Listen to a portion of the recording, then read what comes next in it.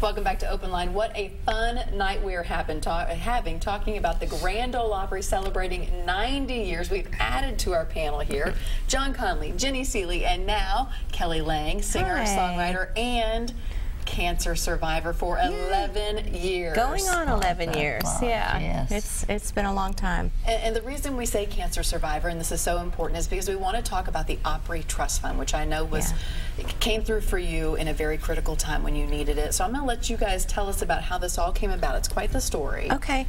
I was at home. I had 2 little girls. I was a single mother, and my girls were 9 and 13. And I did a self-exam after Oprah Winfrey said to. Thank goodness for Oprah. Thank goodness for Oprah. And I found a lump and went and checked it out, and they told me I was too young. So, you know, this can't be cancer. A few months later, I said, it's still here, and I'm concerned about this. She said, you're still too young, but let's do another checkup, you know. So found out that I had stage 2 cancer. It had already spread to lymph nodes. I was completely freaked out. I was, you know, very young for that to happen, and I have a lot of that in my family, but you know, that was aunts and grandmothers, whatever, so it wasn't something that I was really familiar with for myself. And at the time, I mean, I've sung all my life, and my dad was Conway Twitty's road manager since I was 1 year old. Wow. So I've been around the music business all my life, but never did I feel I guess I just had a lot of pride. I wouldn't dare ask anybody for help. It was not in my makeup to do that. And you know, my mom would have helped me, I suppose, or my boyfriend at the time probably. I pretended as if I had it all under control. You know, I needed no help from nobody, as I'm bald and green. It was very attractive, you know.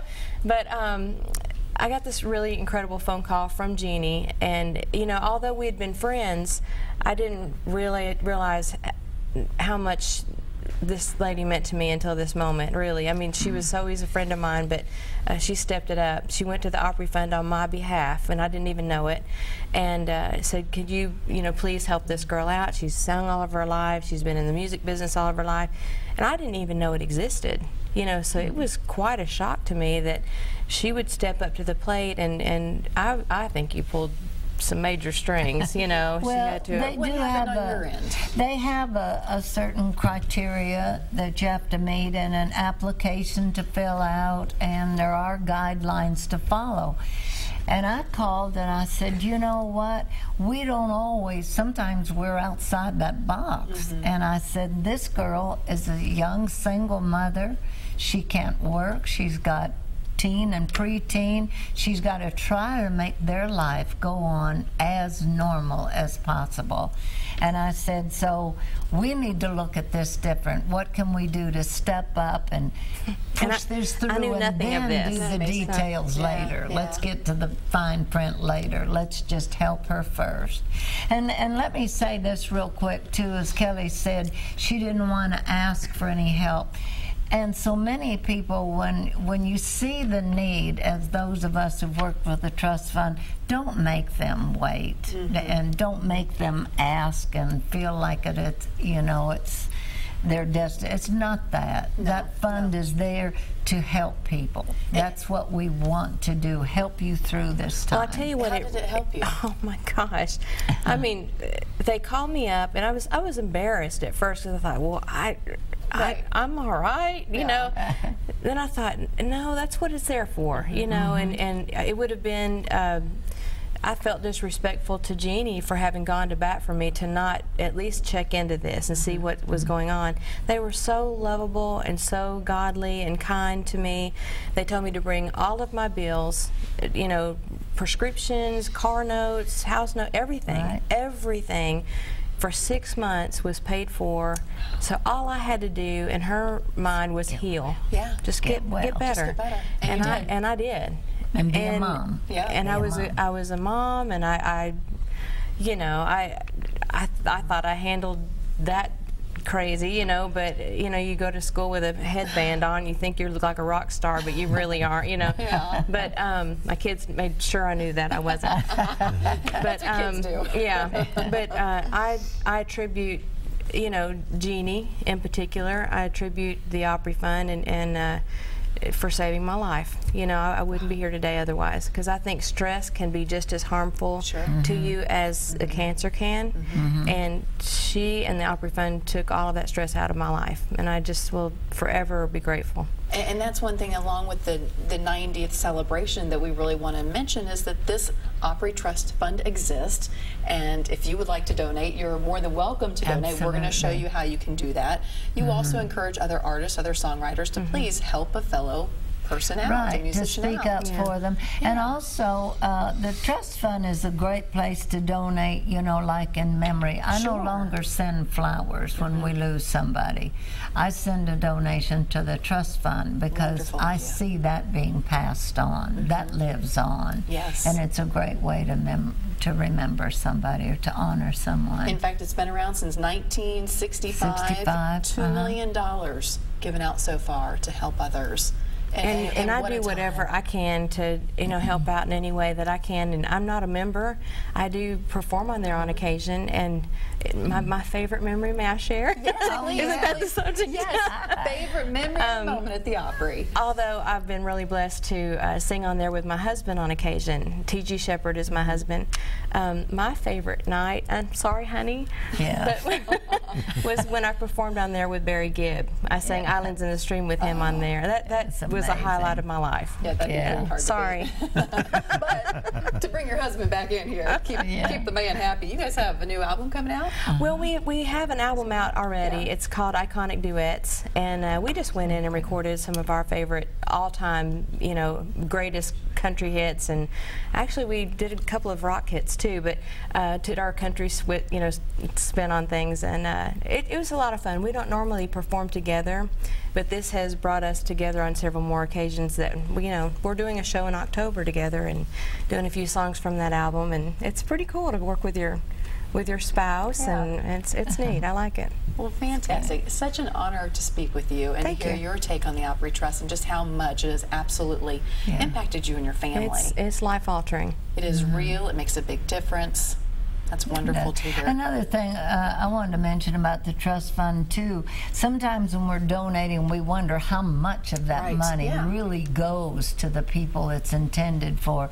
100%. Wow. Because I've served on the trust fund board for several years, and John has also served on the committee, the case committee that all the cases go before to be okayed. So we know that it's all, everybody just donates all their time, and it's 100% goes to the people. Not many charities, foundations, or trusts can say that, so that's a big deal. That's amazing. That's good. Another case that, real quick, I wanted to mention, when Grand Ole Opry star Billy Walker and his wife were killed in a car accident, 2 of their musicians were killed with them. The Opry Trust Fund stepped up immediately and paid the funeral expenses for those musicians without anybody asking or anything. Being musicians, I mean, obviously you've all had great success, but along the way you're musicians, you're self-employed. There's no big corporation paying your health insurance. There's no big corporation, you know, it's you. It's you. And these were young musicians with young families. I mean, they're the breadwinner. So I was just amazed. And starving artist. And even if you are covered in some way, sometimes catastrophic events can happen, as is the case with Kelly, and things that are beyond the help of the normal channel. So the trust fund can sometimes kick in those situations, and that's great. Bridge that gap. You know, an example of that, although I had insurance, one shot alone to help you from not being nauseated was $5,000. It's what? It's insane. Yeah. And they asked no questions. They helped with every single bit of that. And like I said, it's mind-blowing what they do. That is wonderful. It is so wonderful to hear stories like that, that something out there exists and works, and 100% goes to where it needs to go. That is wonderful. So as you're celebrating the Opry and you're wondering about how to do things and maybe have a little extra money to give, this is a great way to do it. Well, we do an annual trust fund show too at the Opry. That is, and all the proceeds of that show are dedicated to the trust fund. So that's another way to participate. When we have that show, buy a ticket. Yeah, that's easy. I have a note here too. I only wear these glasses when I need to see. They, Well, I'll join you. Otherwise. They are going to have something coming up. There's a Living Legends event in February. The honoree is a secret, and they also have various online silent auctions through the year, cool. so people can check on Opry.com and see other things that are going on. And I understand the auction items are really nice. I didn't even know about that. I'm going to check that out. Yeah, and Dolly Parton recently did an amazing concert, and all of her proceeds went to the Opry Fund, so that was lovely. Wonderful, wonderful. Speaking of lots of things going on, you're headed to New York soon. I am. Tell me about this shindig In a you're couple doing. of weeks, we will be doing, appearing on Fox and Friends on Wednesday the 14th, the morning of the 14th.